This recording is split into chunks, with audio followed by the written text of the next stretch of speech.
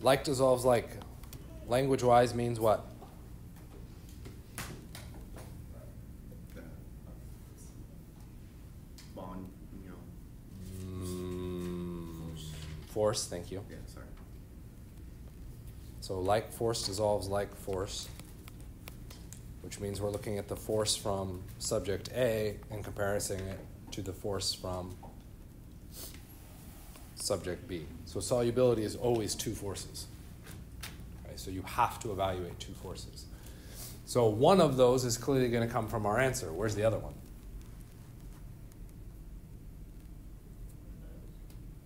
Huh? Yeah, A, B, C, D, E. So one of those forces comes from our answer. Where's the other force come from? Water. So we have to be very careful in reading the question. We're looking at water, which is H2O. What force does H2O have?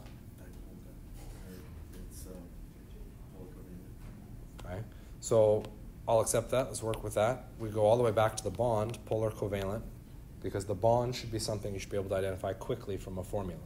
If we have a polar covalent bond, that means dipole-dipole force. If we have a dipole-dipole force, we should evaluate, do we have hydrogen bonding? Do we have hydrogen bonding? Yes. So force A like force B. So for them to mix, I need to find which of those compounds or which of those answer choices has hydrogen bonding. So we could go through each of those answers and identify what the force was. So what are the bonds in pentane?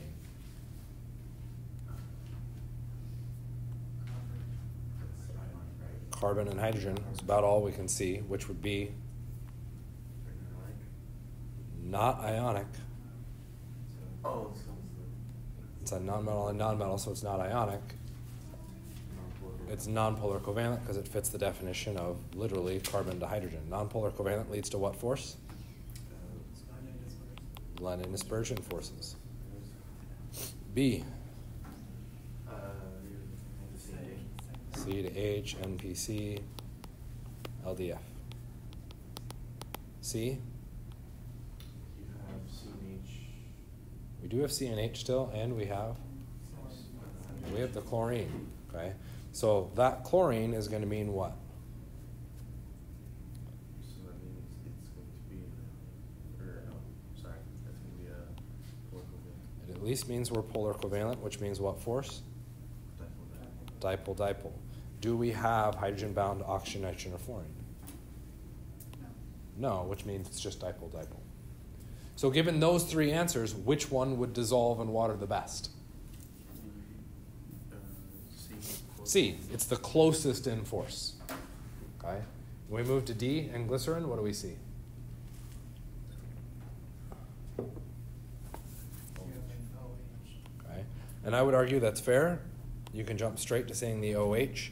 The OH becomes extra relevant because an OH is polar covalent, which is a dipole-dipole force. Do we have hydrogen-bound oxygen, nitrogen, or fluorine? Yes, so we have hydrogen bonding. Which means D right now is hands down the best answer because hydrogen bonding is as close as we can get to hydrogen bonding. Last answer. What do we see in that? Just carbons and hydrogens. So we're looking at nonpolar covalent LDF. Make sense? Okay. So we have to be able to process through what are the bonds we see, what do those bonds turn into as far as forces. Once we have the forces, we can now answer the questions being asked. Kind of make sense? Okay. Which gets us into acids and bases. Acids and bases, or really acids, are so special that what do we do? What do we do that's different with acids than we've done with every other compound? We have H chromine. Okay, we know there's an H in front of it. So acids have an H in front. And then we have something, something, something, something. What else do we know about acids? Aqueous. There's always an aqueous. Always is a bit of a loose term. You'll find that most of the rest of my slides, I actually drop the aqueous. Okay? I'm not a big fan of showing phases. It's incredibly important, and it's an insanely bad habit that I've picked up from OChem. Right? But it's there. Right? So So to be an acid, we have to have a hydrogen in front and aqueous. Okay, so back to the original question, what do we do that's so special with acids? We've established a rule to be able to find an acid very, very quickly. I need to see an H in front, and I need to see the aqueous. If those two conditions are met, we know it's an acid. Okay, what else have we done? So not only do we have a formatting behind looking at our formula to say that's an acid, we've also done something else. There are 5 categories in this something else. Oh, the binary, ternary. We have binary ionic, ternary ionic, molecular, and binary acids and ternary acids. What are we referencing? Naming. Okay? Acids are such an important category that we actually invented a new naming system just to identify them, to call them out that much more. Okay? So acids are really important in that respect. Okay? Why? Acids and their counterpart bases are such common chemistry concepts that they've been around for so long that we invented a system to allow us to draw attention to their reactivity as quickly as possible. What is that reactivity? If I gave you a vat of acid and dipped like half of you into it, Spider-Man. careful, you don't become Spider-Man. Come on, get your comic book stories right. Not even Joker. I said half of you. Half. Oh, Two-Face. You become Two-Face. Okay? So acids as a reaction class are now so common that we actually use it, okay, to create supervillains in our comic book worlds. Okay? Joker uses it in his things. He puts acids into his little flower things to spray people in the face. Like, not cool. Okay? So acids as a class are such a special class that we really draw attention to them. Okay? And that's because they're so insanely reactive that they do really damaging things. So we want to call attention to them. Okay? So that's why we call attention out to those. Okay? Bases, for whatever reason, we've decided to not classify quite as harshly, and I'm not quite sure the historical aspect behind that. Okay? But we have found that acids and bases do ultimately the same thing, okay, and are both equally dangerous. Okay? They just kind of counteract each other. Okay? So observationalists came along and made these observations. Okay? Oh, when I told the person to stick their hand in this vat, their hand melted off. Well, damn. I should probably label that so people don't stick their hand in it. Okay? I'm going to call it an acid. Okay? Which I think comes from a root with acre, for like acrid, that kind of thing. I'm not, or acrid, whatever. Acrimony is bitterness. Okay. Oh, that's actually interesting. Let's make sure that didn't make it into the recording. Because when we talk about acids, we typically classify them as sour tasting and sticky feeling. Why do they tend to be sticky? We're dissolving your skin. That's why they tend to be sticky. Okay? You're breaking apart the basic structure of your body, and now all of those pieces are like, put me back together. So they start grabbing at different things. Okay? Bases, on the other hand, are bitter tasting, okay, and slippery feeling. Why are they slippery feeling? They're dissolving the layers of your skin and turning it into a soap molecule. That soap molecule has multiple properties, one of which is that slippery feeling. Okay? So we've got these big categories that we put behind them, and because when we put them in solution, they ultimately all look the same, we need to come up with a naming system that allows people to quickly identify them as separate things. That's where we get acids and bases as terms. Okay? Acid versus acrid. Acid is sour, acrid is bitter. That's interesting. That's actually really interesting. Yeah. Yeah, because that's kind of the opposite of what this says. So, Well, like the base would be more acrid. which would be AC, right, for the root, and ACR. Acids are. Yeah. So AC versus ACR. Okay. Sorry. Yeah. I'm making things worse. Yeah. Yeah, it's okay. That's what the English language does. It all makes things better, It's but not even English, it's Latin. that's what language does then. Fine. Okay, so if we go through and look at it and we mix an acid with a base, so we might say, oh, these things are dangerous, let's set them aside from each other. Okay, so we set them aside so that they're away from everything else, so people don't stick their hands in them.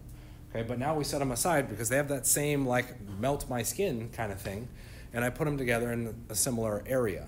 If something breaks and they now mix, we go kaboom, that reaction is now extremely exothermic and creates lots and lots of heat. Okay, so yes, they are similar in what they do to us, okay, physiologically, but okay, if we mix them, they react with each other. So this is why when you hear acids, you typically hear them referenced as corrosive, because they're dissolving your skin. And bases dissolve your skin too, so shouldn't we call them also corrosive? You might say, well, yeah, because they're doing the same thing. But if they're both labeled as corrosive, where are you going to store them? With each other, that becomes a problem. So instead of calling bases corrosive, we invent a new word, caustic. Okay?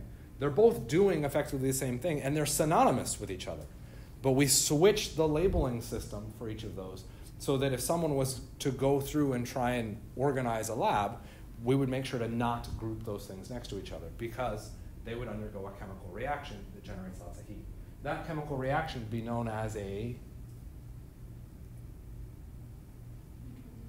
neutralization, because we're neutralizing that acid and ultimately neutralizing that base. Okay?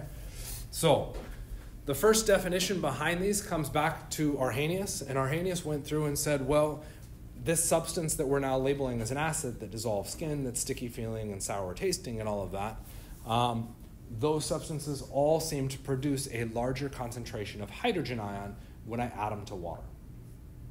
Okay, so that was his definition for an acid. If I add this species to water, hydrogen ion goes up. Okay? He also went through and observed bases. And with the bases, he noted that the hydroxide ion went up. Anybody notice something interesting about the formation of hydrogen ion and hydroxide ion? Hydrogen is positively charged, whereas the hydroxide is negatively charged. So interesting.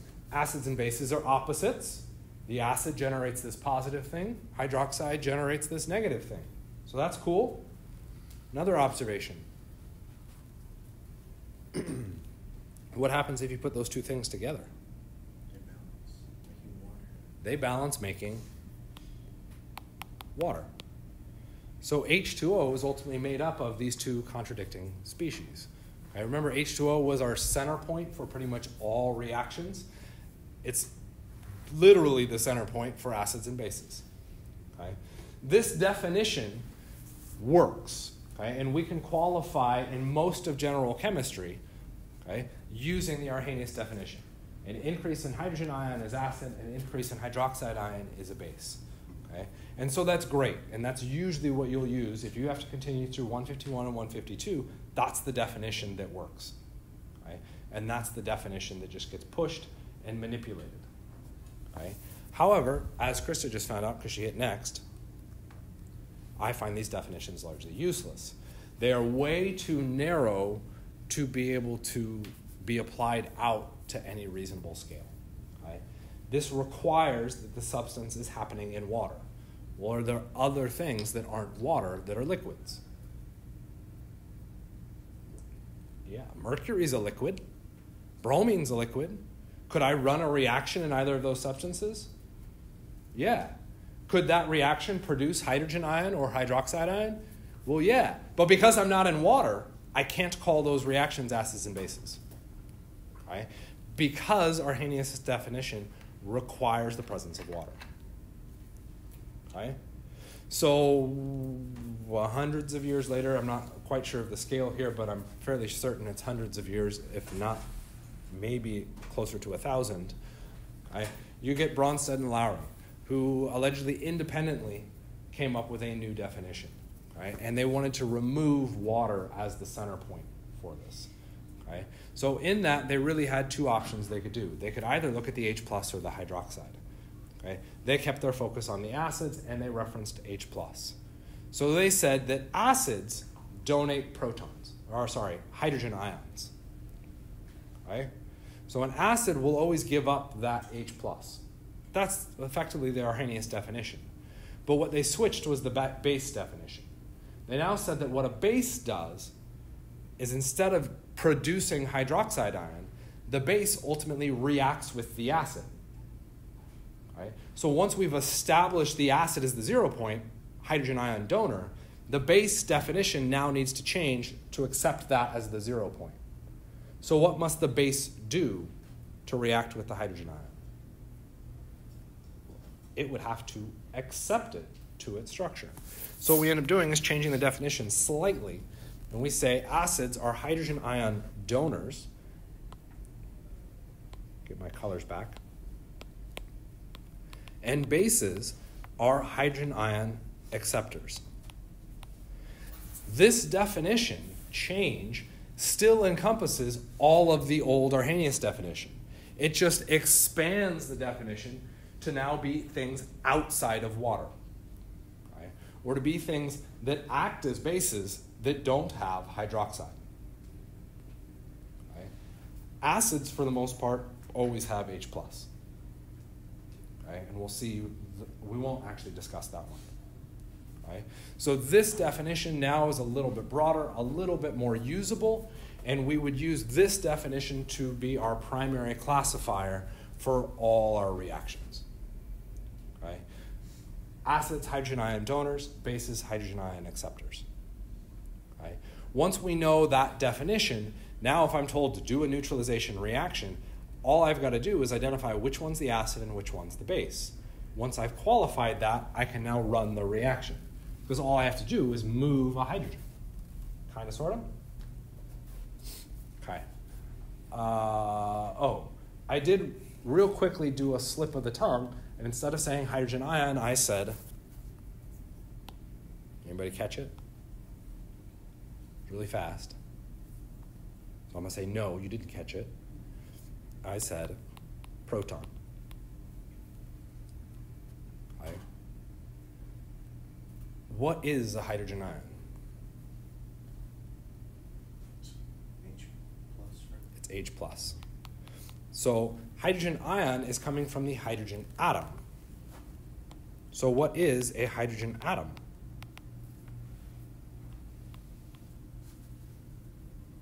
Doesn't have to be H2 because it's... Hydrogen molecule would be H2. I didn't ask for that. I'm asking specifically for a hydrogen atom.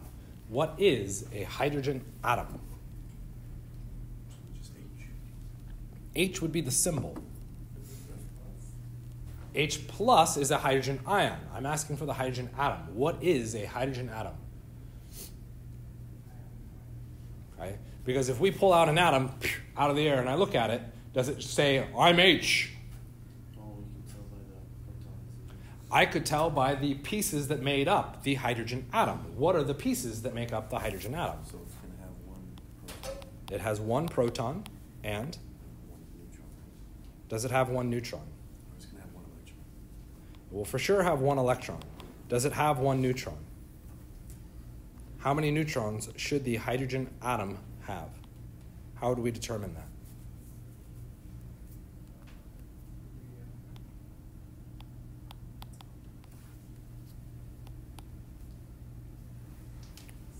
You have like the levels and the sub-levels. So levels and sublevels are a nice tie back. You're going all the way back to Unit 1, which is the proper unit to answer this question. But the levels and sublevels is referencing the electron. I'm asking about the neutron. So what do you know about the neutron? It is neutral, yes. I thought I remember something saying that for however many protons there has to be one neutron. So we might be remembering if we have 4 protons, we have to have 4 neutrons. The number of neutrons typically mirrors the number of protons, but it is not a requirement. Why do we have neutrons? What is the role of a neutron? Oh, damn, it didn't have a role, it just existed. Remember how it was, I think I remember how it came up, because I forget who, but it's like if there has to be, if there's proton, there has to be an electron, and then there has to be something to... So Thomson said, here's an electron. Because I have an electron, I must have a proton, because otherwise, if I walk through space, I should get electrocuted, and I don't. So there must be something counteracting that charge of the electron. I must have a proton. Yes. Okay, and Thomson said, well, those protons aren't going to be wanting to be near each other, so I'm going to say the protons are now a sea of positive charge, and the electrons are going to be sitting in that sea, and we get the plum pudding model.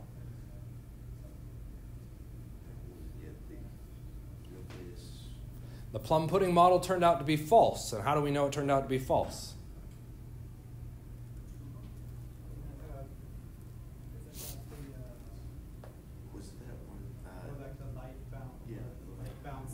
Right idea. It wasn't light bounced back. An alpha particle bounced back.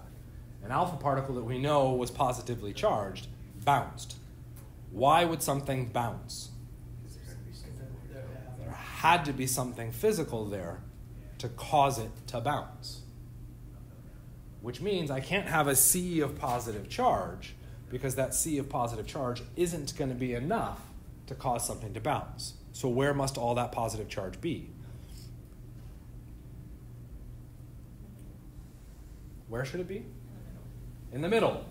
What do I want to call that middle place where all that positive charge is? The nucleus. Right? It's the center point. But why did Thomson not just say, well, it should all be in the nucleus? What happens when I bring a positive charge near a positive charge? They repel. To generate a nucleus, what has to happen? All of the positive charges have to be put in the exact same space. But what are they going to do? Repel away, which would say that doesn't happen. That's why Thomson said plum pudding. Okay? It's all just positive floating around. I don't have to worry about those positives repulsing. Because Rutherford comes through and says, actually, that stuff bounces. They all have to be in one space. You have to have a barrier, essentially. Or not a barrier, but... So they have to have something to attract them there. There would have to be something to hold the positive charges near each other. They have to have neutrons. What is the point of a neutron? To hold positive charges together. Right? When is it important to have a neutron? For every one proton.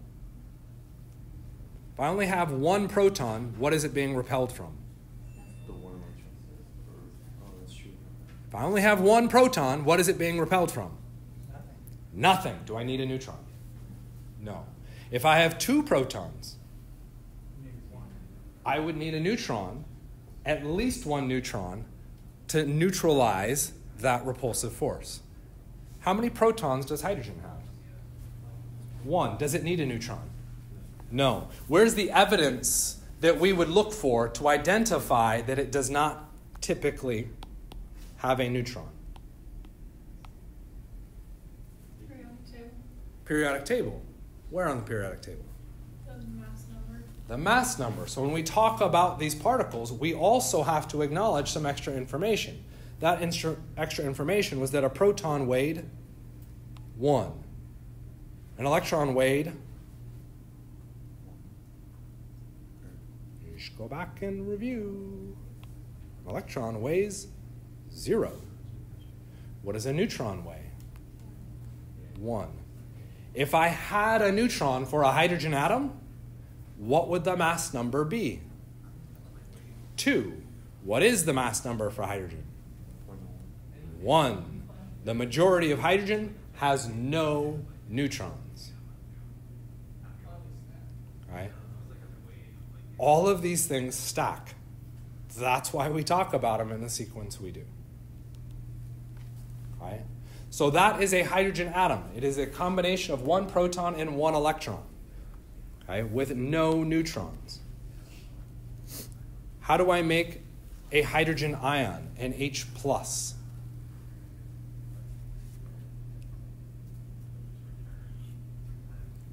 There's one more layer we could add on this. What is the charge of a proton?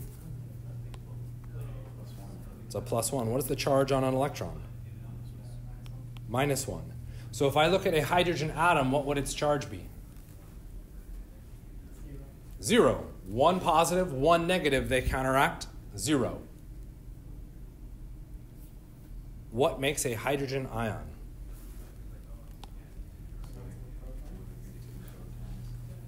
Two protons. Cool, I like that. That absolutely makes a +1.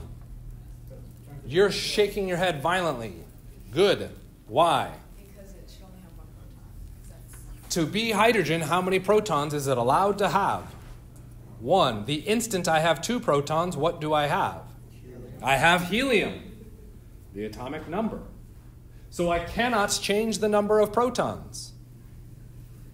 How do I become a hydrogen ion then? I get rid of an electron. What makes a hydrogen ion? 1 proton. What was the other name given to a hydrogen ion? A proton. Why? That is literally what a hydrogen ion is. It is just a proton. Okay? So when we're talking about acid-base reactions, the next thing to be a little bit careful on is to go, oh, so then that means when you do that acid-base reaction, you're putting 1 proton into the nucleus of another atom. No. We're just saying that 1 proton sits near the other atom. Okay? So we're not doing nuclear chemistry. Right? We're just saying that 1 proton just kind of hangs out near another group of protons. Right? So we can use this word proton because that's literally what a hydrogen ion is. Right? And it's also easier to say proton than hydrogen ion. So you'll hear most people say proton. Make sense? All right. There's a lot of stumbling happening in there with protons and electrons. Right? There was a lot of stumbling with nomenclature and balancing out charges. Literally, what did we just do here? Balanced out charges. How do you balance out those charges? Protons and electrons. Right? If you're missing the basic atomic structure, all of nomenclature becomes very difficult to do because nomenclature comes from the balancing of those charges. Right? So if you find that you are struggling with nomenclature, you need to go back and review atomic structure. You need to go back to chapter 4 and reread atomic structure because it is that weakness that is screwing you over in nomenclature. If you don't have that fundamental understanding of atomic structure, how do you do nomenclature? It's not quite you don't. You certainly can't apply knowledge to do nomenclature. How would you do nomenclature if you can't apply it?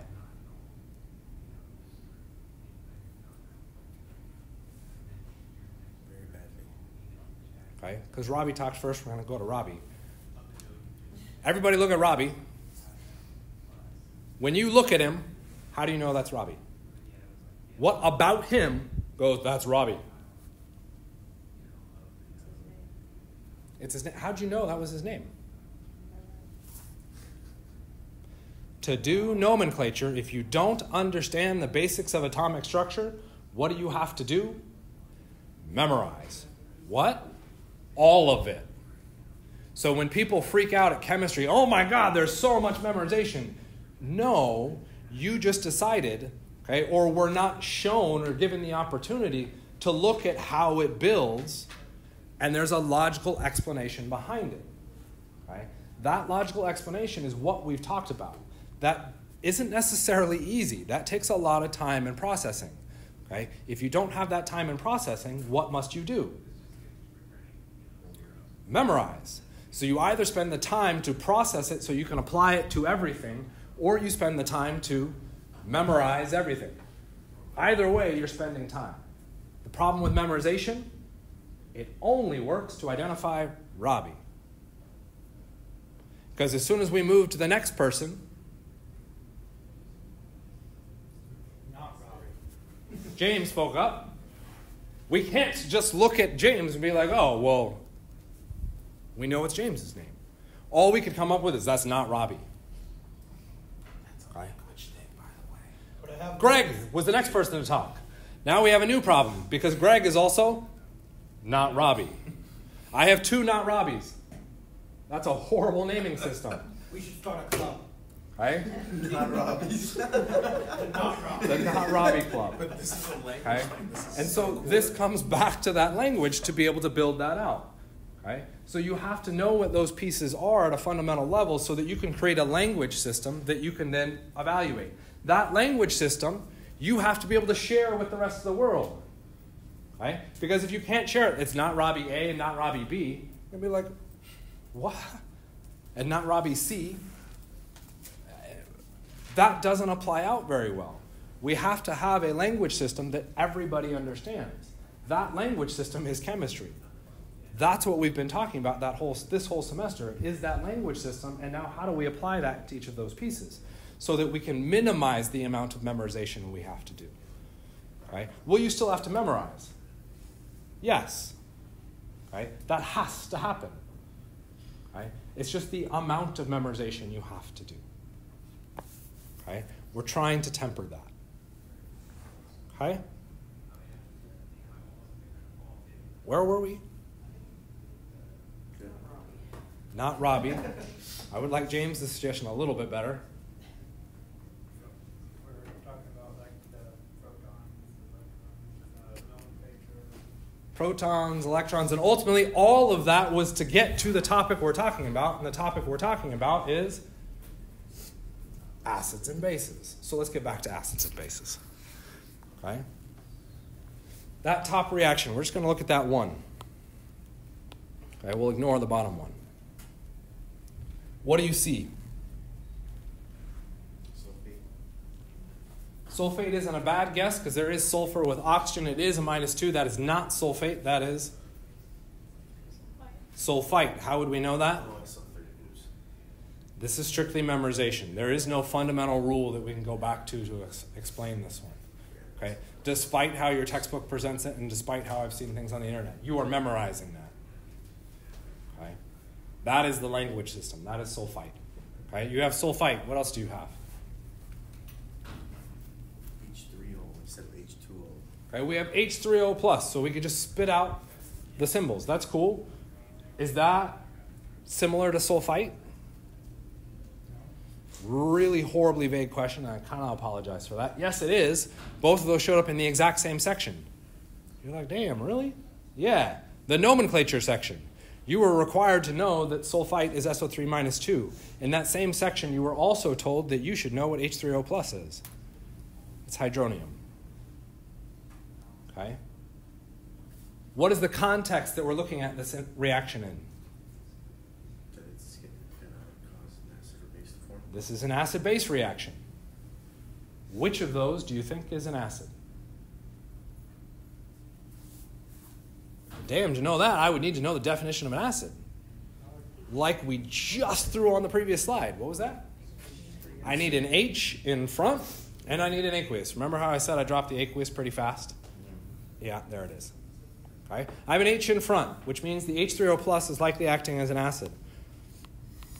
Why did you not say SO3 minus 2? It doesn't have an H. Literally can't act as an acid, which means what must it be acting as? What does an acid do in the course of a reaction?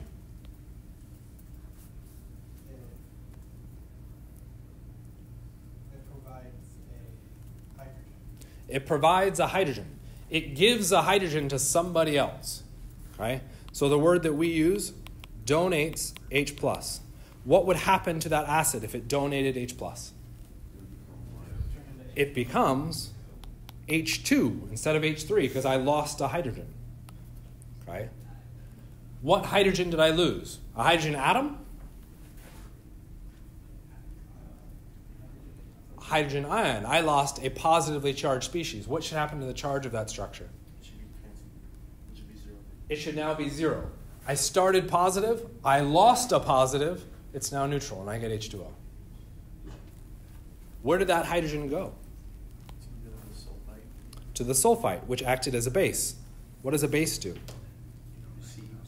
It receives, or the term that I use, whoops, accepts was where I was going, H+. Which means what should I be drawing for that compound? HSO3. Right? In this case, all I'm doing is transferring a single hydrogen. Right? This becomes challenging because what we've talked about in the past, we did everything. We did a full balance. No, this time I just want one hydrogen transferred. So that becomes HSO3. Why is it now -1? Just because sulfite had a charge of -2 and we're adding a hydrogen ion. Sulfite was a -2. I added a positive to it. One of those positives is canceled. It must be -1. So far, so good? We need to make it aqueous too, right? Okay. Officially, we need to make it aqueous. Since I didn't do aqueous at the beginning, I'm not doing aqueous now. Okay. Since we're good, let's mess with you. What else stands out as different about this equation than you've seen in the past? Before you say that you were missing the plus there. Or you're like, that looks exactly the same as every other equation we've ever done. What'd you have, James? It's not balanced, or it's not balanced. Looking at balancing, it will come out to be balanced. Okay? You may not be happy with the charges because you're not supposed to have charges in your reaction. Okay? Ultimately, in the case of acids and bases, I don't care. Okay? As long as those charges balance out, we're okay. So charges and balancing isn't the issue. Reaction goes both ways. When we go through and look at our reactions, we show the difference between reactants and products by showing an arrow going from left to right, where we have reactants and we have products. What is different about this reaction is shown. It has both. I have another arrow, which means in that other arrow, I'm saying I have reactants going to products. Wait, you mean reactants can show up on both sides of the arrow? Yes. That arrow is now our frame of reference to tell us which direction we want to be thinking about this, be it left to right or right to left. Why did we not talk about it earlier? How many of you were solid with reactions left to right? You look around, there's no hands being raised. You had a hard time with that, right? Would it have been even harder if I said, actually, reactants are on both sides of the equation? Okay? So this is a new concept, and it is a new challenging concept. So we have to kind of address this. So right? this is kind of like we usually learn to drive forward first, and then once we get that master, Yeah. they teach us to reverse, right? Yeah. Can you deal with the car going? And this is why nobody can parallel park, because to parallel park, what do you have to do? You have to go reversed, right? If you never learned how to drive in reverse, you got a problem with parallel parking, right? So let's look at the reverse. For water to become H3O+, what must happen? You have to add a hydrogen. So what did water do if it accepts a hydrogen? It's a base. Water acts as a base. What happened to the HSO3 minus? It acted as an acid. It donates NH+, which means it acts as an acid. So you ready for the confusing question? Identify the acid. Both. Because All I'm saying is identify the acid. And so Robbie's suggestion here, in both. What do you mean in both? there's one on each side. There's an acid on both sides of the equation. So when I ask the question, identify the acid, what happens?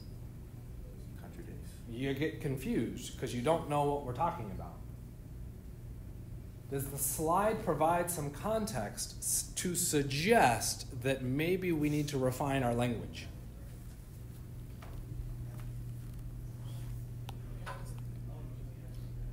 Does the slide provide some context to suggest maybe we should be refining our language? Yes. We're not talking about just acids and bases. We also have to frame in conjugate acids and bases. The conjugate is getting labeled as the product of the acid acting as an acid, or the base acting as a base. H2O is a conjugate base of what? Of H3O+. Right? So the conjugate allows me to explain where it came from. HSO3- is an acid, but it is a conjugate acid. It is a conjugate acid of what? Of the sulfate ion base. Thank you. Sulfite ion base. Right? So when we're looking at our reactions, you'll note that what was an acid became a base. What was a base became an acid. Okay? They're tied to each other. Interesting. It might be, for some reason, that we would, when we talk about reactions, we talk about them as acid-base reactions. Why? Because they're tied to each other. What is an acid becomes a base. What is a base becomes an acid. Right? So we now have some extra language to reference this. We also have this nasty concept of what the hell is that double-headed arrow doing and meaning as far as our overall reaction. Okay? So here's all the steps behind all those pieces, so you can look at that. If you want to, you can go through and do it with the bottom one as well. Okay? But now we'll move to that double arrow. That double arrow is referencing this process known as equilibrium. This is an insanely complex topic. Okay? Your textbook talks about it in such a superficial way that you have no clue really what's going on with it. It is such a complex topic that 3/4 of a semester, 152, is devoted to equilibrium. Just that double-headed arrow. Right? So all aspects behind it. Remember how we quantified different reactions? You're now going to quantify things with a double-headed arrow. Okay? That is a challenging thing to deal with. Okay? The big concept that you really need to get out of this, okay, is this LeChatlier's principle. All reactions go to achieve an equilibrium, go to achieve a balance. Okay? That balance does not necessarily mean equal amounts of reactants and products. It means a balance between the reactants and products. Okay? But the reaction could change to establish a different equilibrium. Okay? The fun thing about this equilibrium is that it is constant. For an individual reaction, it will always go to the same equilibrium point. Okay? If you've seen a seesaw, right? Okay? What happens with the seesaw? It achieves a balance, right? And in that balance, what do we have? The left and right side of the seesaw are same height with each other. If we throw a kid on it, we achieve a new balance. What's that new balance? Okay, where they're tilted. That's kind of a boring seesaw. So what do? We throw another kid on it to get back to that even height, that even balance. Okay? That only works if they're the same. Okay? Chemistry is a little bit different than that. Okay? That even height with the seesaw works because we have a center point that is dead in the middle. That is the equilibrium. Okay? That's where equilibrium is dictated. Does that equilibrium have to be dead in the middle? No. It can slide to reactants or products. That's going to change the amount of reactants and products that are present when we achieve that equilibrium. Right? Which makes it an interesting thing to look at. We're not going to look at the seesaw because it's too static. We're going to look at these two divided chambers. The left chamber I'm going to call reactants. The right chamber I'm going to call products. Kind of an amazing guess there. Good job. We're going to go from reactants to products. Okay, this is how we've talked about it throughout the semester. Okay? In this chamber, the reactant chamber, I'm going to fill it with reactants. Okay? But I'm just going to put the reactants in there, but I'm not going to let them do anything. Okay? Then at the snap of my fingers, kind of relevant. Okay? We will now allow the reactants to react. Okay? That's going to be the removal of that bottom barrier. What does that liquid do in the reactant side? What happens? It goes down. Okay? That will drop. What happens to the product side? It goes up. What happens? Until they reached a level. That level where they're both at the same height is the equilibrium. Okay? In this case, because those are equal chambers, We're saying we have equal amounts of reactants and products. Okay, so let's work with that. Okay. LeChatlier's principle says, well, now that your system has achieved this equilibrium, okay, now that the seesaw is perfectly balanced, okay, now that I've been meditating and I've got the rocks perfectly stacked up, what happens? You see a stack of rocks, like beautiful stack of rocks, like nicely lined up. What do? You go, oh, that's really cool. What do? You go, hit it. Did it fall? Did it fall? It establishes a new equilibrium. Okay? That equilibrium comes back to the same balance. Does that mean we have the same amount on both? Not necessarily. Okay? It's going to depend on how we've pushed our equilibrium. Okay? So what is the pushing that we can do? Okay? I can now say reaction pause with another snap of the fingers, and now I'm going to add more reactants.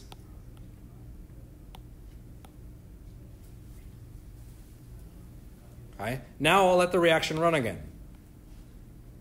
The reaction wants to obtain that balance, that equilibrium. So now what happens? Your reactant drops, but your product. The reactant drops, and the product rises. What have we obtained? An equilibrium. A new equilibrium. What is the balance between reactants and products? Has that changed from where we first started? Yes. Really? Okay, let's say the volume here is 2, and the volume here is 2.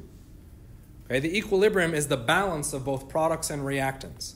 Balance, kind of like maybe a ratio. Yeah, that's exactly it. It's a ratio. So if I look at that equilibrium, my first equilibrium in purple as a ratio was 2 to 2. Is that still 1 to 1? What is my new equilibrium? Now, I tweaked it. I did the blue thing, and it achieved a new equilibrium, now in green. Now it's not 2 anymore. And you're like, oh, it changed. Did it change? Yes, 1 is now 3. What is the other one? Also 3. This new equilibrium is now 3 to 3. You're like, oh, but those numbers are different. Is the ratio the same? Yes, that is equilibrium. The ratio will always come out to be the same for an individual reaction. Right? That ratio does not mean 1 to 1. Right? It does not mean it comes out to be 1. What dictates that this one's coming out as 1? That's a really hard question, by the way. Just the ratio given. Just because 2 over 2. Okay? Could we make the ratio not 1 to 1?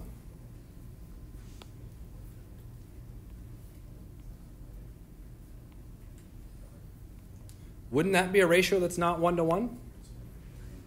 That would be 3 to 2. Would this ever happen? Whoop, not that one. Would this ever happen? Would I ever expect that to happen in this situation? It shouldn't even supposed to come to be equal, right? Those liquid levels have to come out to be level. So that's never going to happen. Even with outside force. Okay? If we're throwing in an outside force, you're now not at equilibrium. You've forced it out of equilibrium. The reaction still is going to attempt to obtain that equilibrium. So this is only a temporary holding pattern. It's going to balance out to come out to be 2.5, 2.5. How can I make it so it's not 1?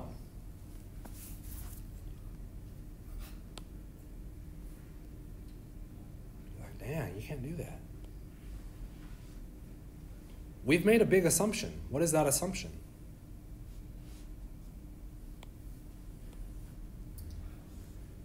That line was immovable. All reactions have their own equilibrium. The liquid level is still going to come out to be even in this case. But is the ratio 1 to 1 anymore? No. Every reaction establishes its own equilibrium, and that's where that center point is. Where is the size of the container effectively? Okay? So what we can do is determine what is that center point for a reaction. And then we can decide that that is useful as a reaction or not useful.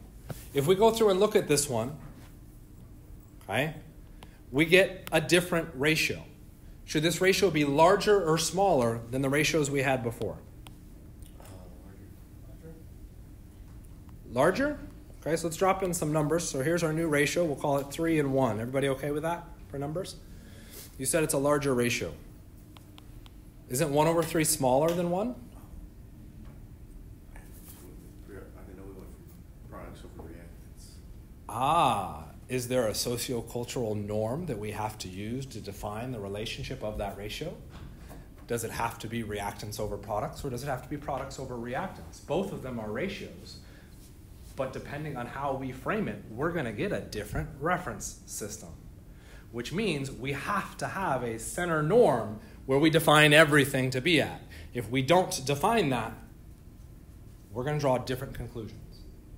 What is the equilibrium defined as? It is defined as the product over the reactant. So in this new circumstance, this new reaction is going to end up with a smaller equilibrium value. It's going to be 1 over 3, 0.3 versus 1. Following? What does that mean for me? Okay. I'm now a chemist. Okay. The whole point of chemistry is going together, mixing some stuff to make new stuff. Okay. Slightly oversimplified. Okay. Would I ever mix stuff to not make stuff? Okay. Do you just go to the store, buy a bunch of food, and then just bring it home and stare at it? I mean, it comes down, that's why we have a lot of problems and other cultural issues with waste of food and all that. But the point is not to go to the store to buy food to stare at it. The point is to go to the store, buy the food, maybe turn it into like a pizza. Okay? I don't just go to the store to buy pepperoni. Well, I do, actually. Go to the store to buy pepperoni and just eat pepperoni. I would chop up that pepperoni and put it on a pizza. Okay? I make something from it. Okay? I wouldn't go to the store to buy those pieces and now throw them all together and be like, I put them all together in one pot, but I only wanted them individually. Why the F did you throw them in the same pot? That doesn't make any sense. So the role of chemistry is to go through and make something new. For the reaction that we've got set up here, do you think this would be a good reaction for a chemist to run? Whew. Yeah. Would this be something, I've gone to the store, I've bought those reactants, trying to make this product. Is this a good reaction for me to run? Why? Because you're using so much to get out so little. I put in a lot of reactants, and how much product did I get out? Very tiny amount. This equilibrium, that small equilibrium value, means that I don't make a lot of product. If my job as a chemist is to make stuff, that's a crap reaction to run. Okay? So what I could do is look at tables of people having done these reactions before, where they've reported the equilibrium, and I can look at that equilibrium being small as a value and be like, I don't want to use that reaction because that's not going to give me product. So in looking at those tables, what equilibrium value do I want to see? I want to see a really big value. What does that really big value mean? That means I have a lot of products produced when the reaction has obtained that equilibrium and virtually no reactants left over. That big value, lots of product. That small value means virtually no product. That's kind of a big observation to make. Okay? Most of what you do in 152 is looking at that number and coming to a meaning. What does that mean for me? How do I use that to apply to something else? Okay?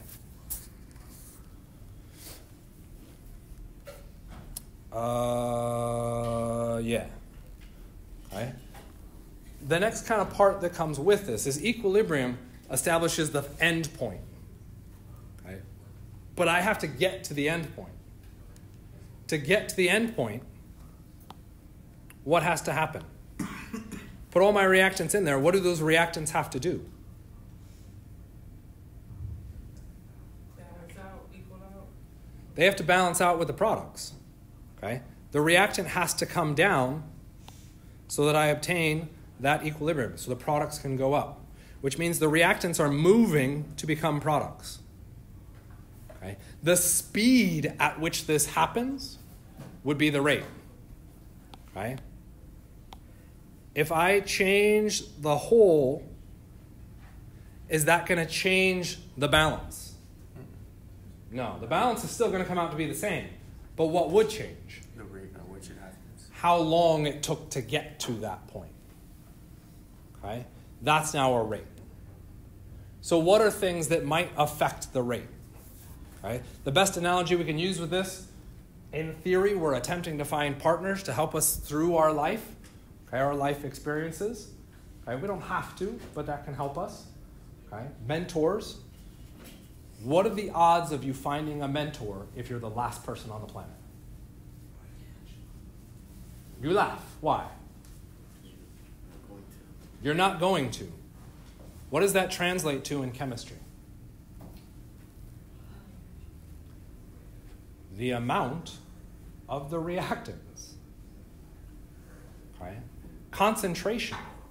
If I don't have any reactants, I can't do a reaction.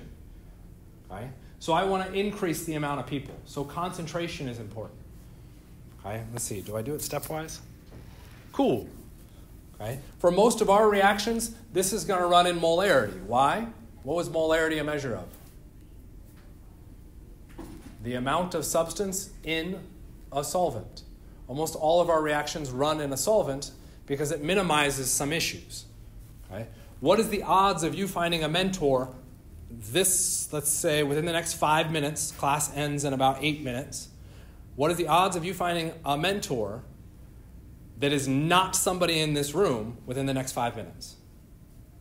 If I run. You can't leave the room. 0. Okay? You can't do it. Why? There's a physical impediment that prevents you from making that leap. Okay? Kind of like the barrier between phases. Okay? Solid and liquid. If the solid never dissolves, the inside particles of that solid never interact with the solvent. We never get a reaction. Okay? So we can see impediments. Okay? With a copper lab, if you just took giant chunks of that copper ore, when you added the acid to it, you'll probably have lots of chunks left over. Why? Where does the acid react? Only on the surface. How do you make sure the inside of that copper ore gets to react with the acid? You could stir it. You all wrote this, and you all did it in the lab. You didn't just stir it. What else did you do? Filtered it. Filtered was after you did that. So you just went into the lab, you measured out the copper ore, you put it in a container, added the acid, and stirred. That was it? You had to break it up. You had to grind it up. Why did you grind it up? Get the copper out of it. To get exposure from the inside of those particles to the outside. You're removing a physical barrier. Right? You're trying to minimize that. That physical barrier is that solid-liquid transition. You stir it. Why do you stir it? You're allowing it to disperse more so that you can get more interaction. You're minimizing that barrier as much as possible. The more you minimize that barrier, the faster the reaction occurs. Okay, let's see. Did I actually follow this one in order? Yep, cool. Look at that. The nature of the reactant. Okay? Solid versus liquid. Surface area. Right? The more ground up it is, the more likely it interacts. Okay? Smaller particles. Okay? If the only way you find a mentor is by bumping into people, so you're just walking around and you bump into someone, and you go, hey, would you like to be a mentor? How well is that going to work? What might be a better way of finding a mentor? Before you walk up and bump into them, be like, hey, dude, would you like to be my mentor? Instead of being like, boom, hey, be my mentor.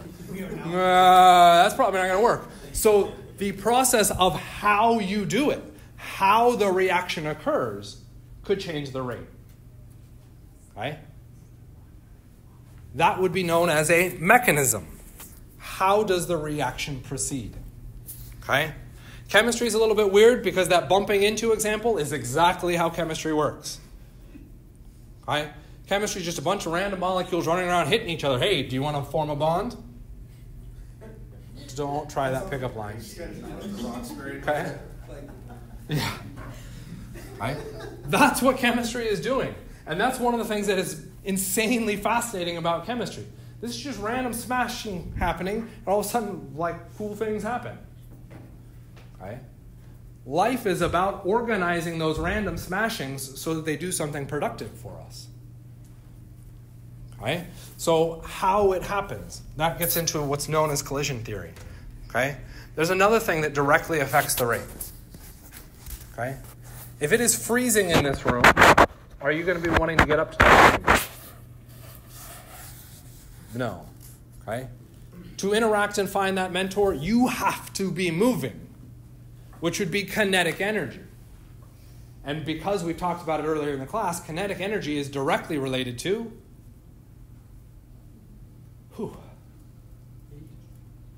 temperature. Okay? If we heat up our particles, okay, and this analogy runs into some problems with us because we at least live in the desert and we go, when it's hot, I don't move. Okay? Molecules do something different. Okay?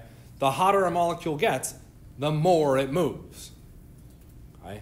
The more it moves, the more likely it can randomly bump into something. That random bumping into increases the odds of it finding that connection to allow the reaction to occur. Okay? What's the last place? And if we looked at, potential partners instead of mentors. Anybody been on like a blind date? Nobody. Okay. You've at least heard of a blind date? Yes. Okay. How does that work? Okay. You just start punching numbers into a phone and be like, yo, you want to go on a date? Does that work? No, that's not how a blind date happens. How does a blind date happen? A setup. Okay. A friend of a friend goes, hey, I know this person. You'd be great. A neutron. Okay. There's an intermediary that brings them together. Okay. That allows that interaction to potentially happen. Okay? This is a catalyst. Catalysts are interesting because they are never consumed in the reaction. Okay? So if we think of this back to the blind date, okay, let's say it was a successful blind date. Okay? When you get married, are you marrying the person that set you up to? No. They just helped to get you to be married. And then they stepped out of the picture. That's what a catalyst does. At the same token, that person that helped you to get married doesn't all of a sudden die when you get married. Okay? They can go on to make other people's lives happy or miserable, depending on your perspective. Okay? Did you like that one, Greg?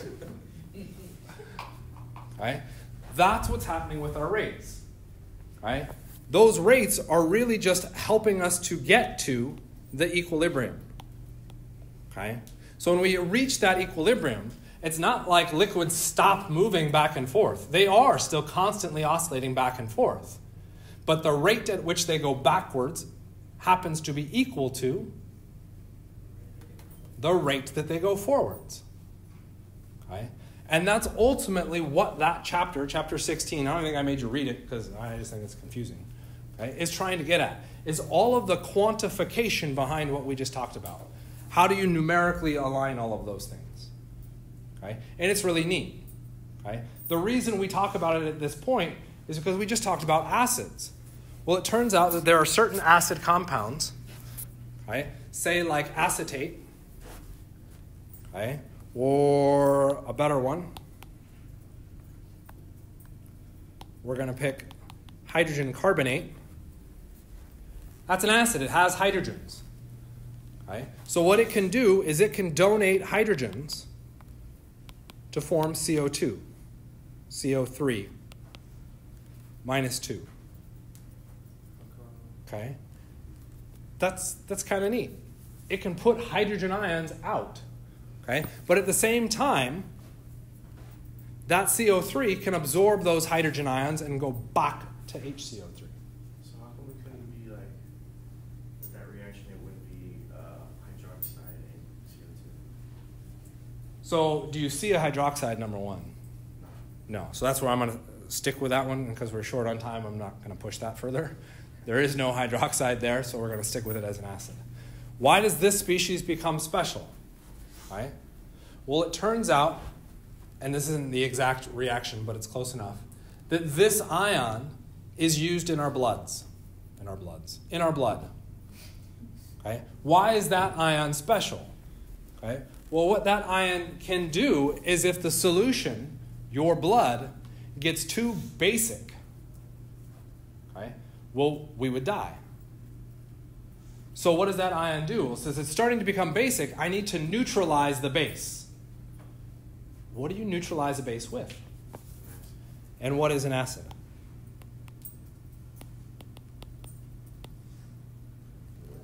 That ion, as long as it's in our blood, if it gets too basic, it just says, okay, I'm going to dump out and put hydrogen ions out there.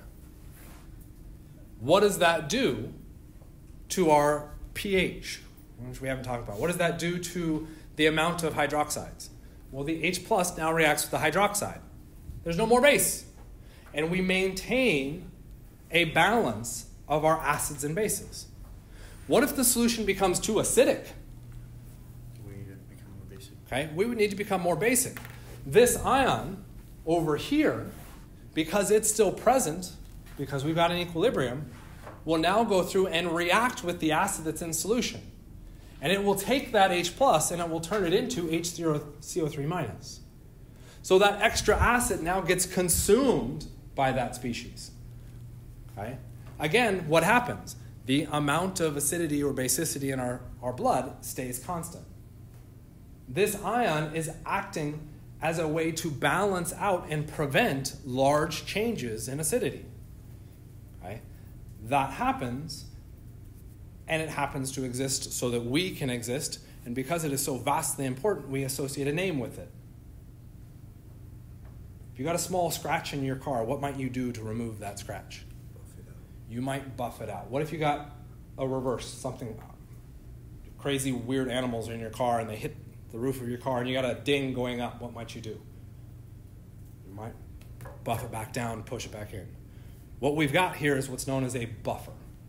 That buffer maintains the acidity, okay, that acid level. That's coming from equilibrium. Without equilibrium, we don't have buffers. Okay? Buffers are pretty cool. Okay? So we could look at that with our equilibrium products and reactants. Okay? For a buffer, I want a sizable amount of both products and reactants so that the reaction can go both directions. Okay? If I only have reactants, then there's no products there. No products means I can't do the reverse reaction. Okay? This brings in a concept of strong versus weak. There are strong acids and there are weak acids. How do we define strong? Okay? We define strong because it completely ionizes in water. Okay? These are known as strong electrolytes, which we talked about in lab. They give us ions at a large concentration. Okay, cool, fascinating, neat. How do I know that? By looking at a container that it gave me lots of ions.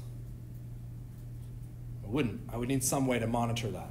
Okay? There are certain substances that are so strong, we want extra information associated with those so that we know, don't stick your hand in that.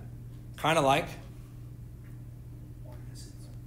acids like hydrochloric acid, or hydroiodic acid, or sulfuric acid, or perchloric acid.